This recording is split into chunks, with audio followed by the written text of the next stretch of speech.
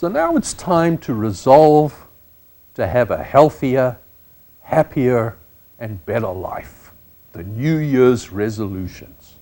And what do we say? We got to lose that extra weight we put on during the holiday season and Christmas. And in fact, what do? We go on a diet. And what happens to diets? Diets fail.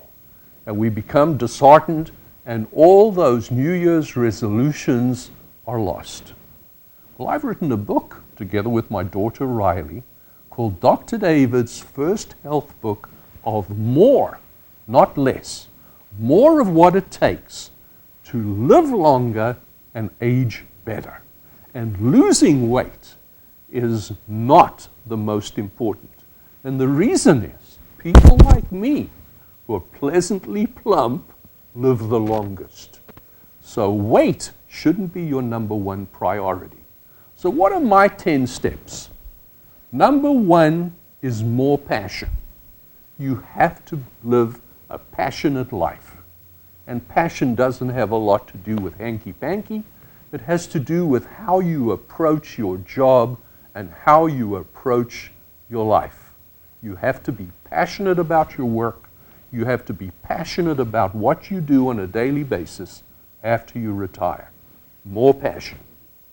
Number two is more peace. It's hard to imagine how incredibly dangerous stress, anxiety, and concern about the future interfere with our ability to stay healthy. And who isn't stressed? We're all worried about something. We're worried about terrorism. We're worried about family matters. We have conflicts with our spouses. We are unhappy in our jobs. We are covered in stress, and that in turn affects our life expectancy. And how do we overcome it? We have to be peaceful. We have to learn to unwind. We have to learn to let go. One of the best ways is to come home in the evening, sit down with someone you love, and enjoy the moment. But controlling stress requires just as much effort as exercising. It involves learning meditation techniques, and people who meditate do much better than individuals who don't. Number three is more love. The more love you have in your life, the better you'll be. Love is the key to longevity. Men who are in long-standing, loving, monogamous, and intimate relationships live 10 years longer than a single man. So if you're single and a man, be wary. Your life expectancy will be improved dramatically if you find a companion. Love is the key to longevity. How often we talk about that. The next is self-love. We have to love ourselves. We have to be comfortable in our own skin. We have to look in the mirror and say, aren't you beautiful? Who does that? Not only that, people who have high self-esteem, who feel that what they do is important, who are happy in their job, who are comfortable in their skin, are far healthier than people who don't. And high self-esteem is not that easy to come by.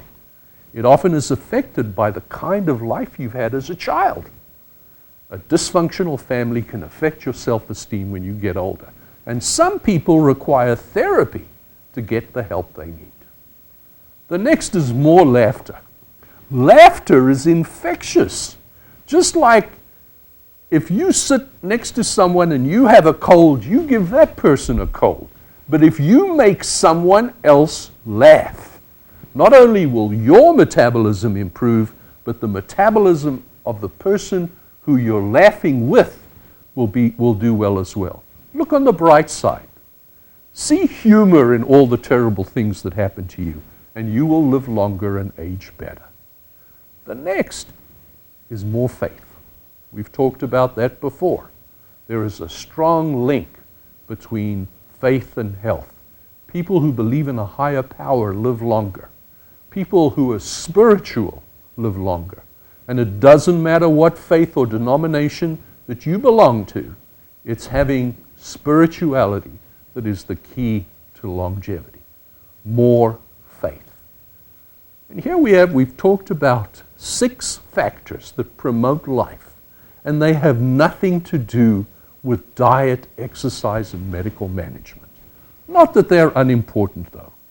More food is associated with a longer life expectancy, but more of the right and less of the wrong foods are essential. The key is the don't diet diet. Learn to control portion size, learn to eat the right foods, learn to not graze too frequently, and you will not only be healthier, but you'll lose the extra weight that you have. The next is more movement. The more you exercise, the better. And believe it or not, you don't have to run a marathon to be a healthier person. If you walk for 30 minutes per day, you will live as long and as well as someone who runs a half a marathon 4 or 5 times a week. The impact of major exercise on longevity is not nearly as important as enough exercise. And walking is the key to longevity. In the next segment, we're going to talk a little bit more about exercise. So I'm moving on to the next one, and that is more empowerment. You have to be empowered and knowledgeable about how to stay healthy and how to navigate the healthcare system should you become ill. Critically important. It's not enough just to hear. You need to study. You need to learn about the illnesses you have.